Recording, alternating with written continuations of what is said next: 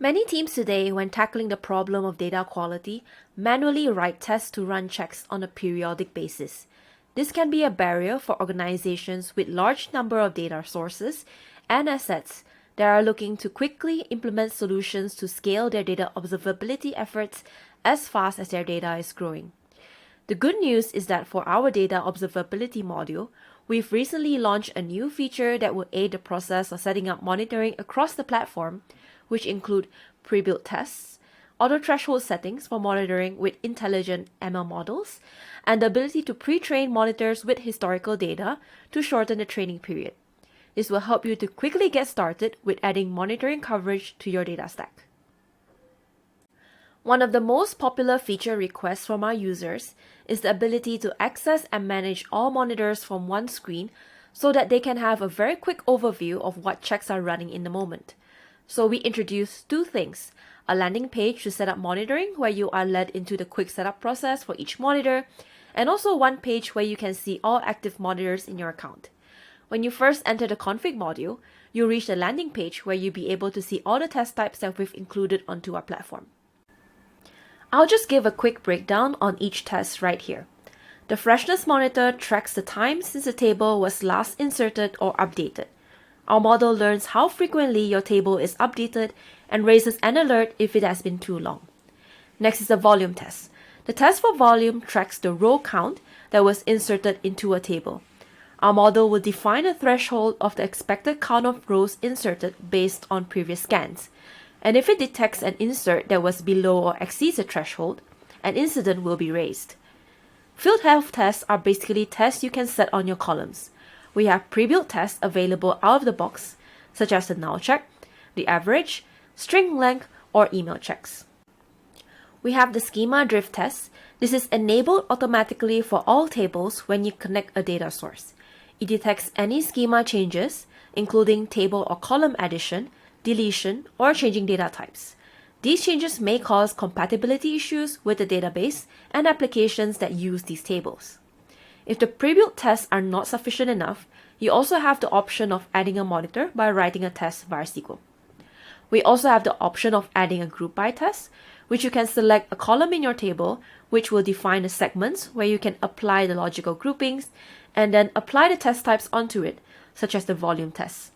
This is helpful if you want to monitor a particular segment of your table instead of adding the test on the entire table. The last test we have here is job failure. So let's say if you want to add a connection with a transformation tool like DBT or Fivetran, if there's a failure, it'll trigger an alert called job failure. Before I go into how to set up a monitor, let me show you the All Monitors page where you can see the entire list of active monitors in your workspace.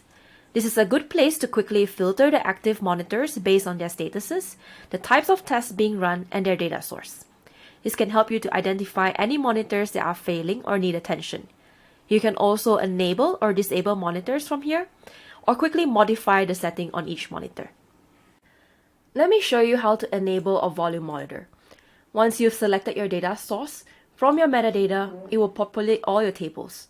Go ahead and click on Setup Monitoring on the table you want to enable monitoring on. There's a few settings here that you will need to configure for each table. First, you will need to select the row creation time, which is a timestamp or a date column. You should select the row creation time based on which you use for running all the incremental updates or inserts within a table. So it's either created at for a frequently inserted table or updated at for a frequently updated table. This informs our scanner to check the right column for the frequency that you've selected and ensures that there is no additional load on your database or warehouse as the queries will be optimized. If you do not have a timestamp or a date column in your table, for example, if you store your timestamps as a string, you can also choose to convert the column into a timestamp format by selecting on the SQL expression selection here and input the function to cast it. You can also choose to scan the entire table by selecting all records. When you start a monitor, it usually takes about 3 to 5 days depending on the frequency of your table updates to generate the ML model for thresholding before the first incident is triggered.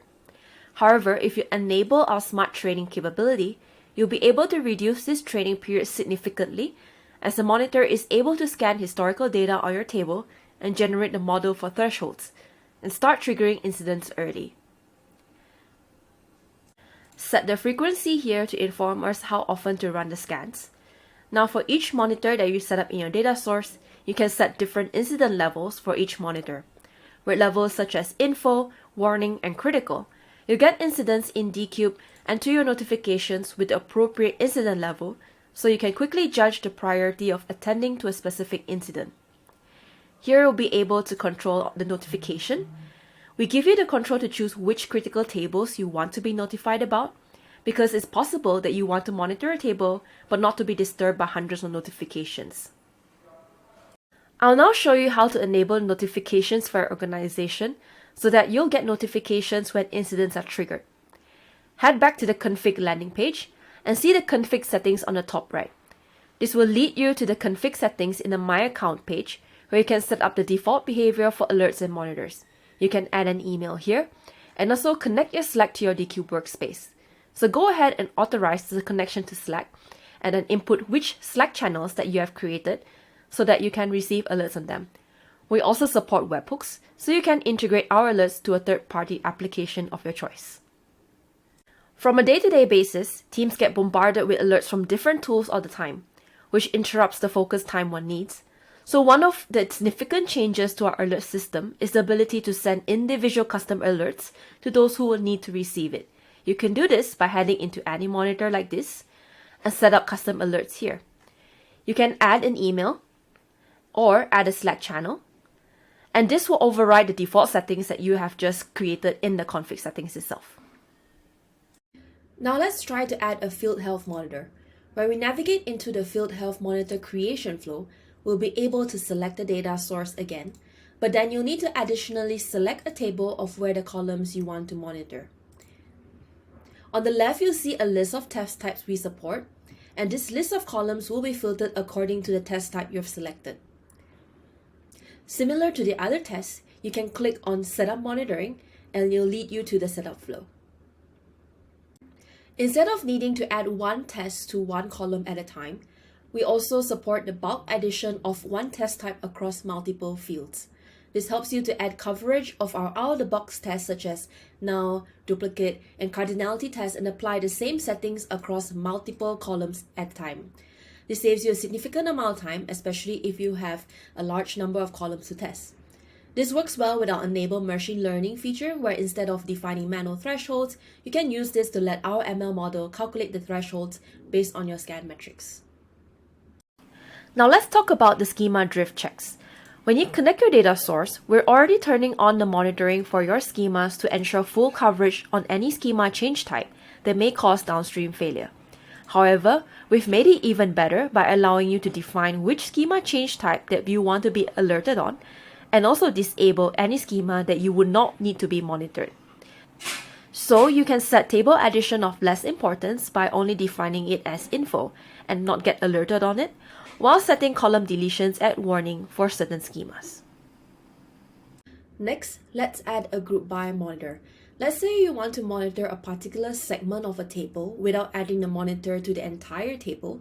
You'll be able to create a group by monitor instead. How you do that is you navigate into the group by setting, select a data source, and then go ahead and select a table. Now over here, you'll need to select a column which you want to use to define the segments of the table. Here you'll need to be careful as you can't use a column with too many unique values as a group by column. Once we've validated that this can be used, you can now select the group that you want to monitor and then head over to the next screen. After you're in the next screen, setting up a monitor is the same flow as the other monitoring types.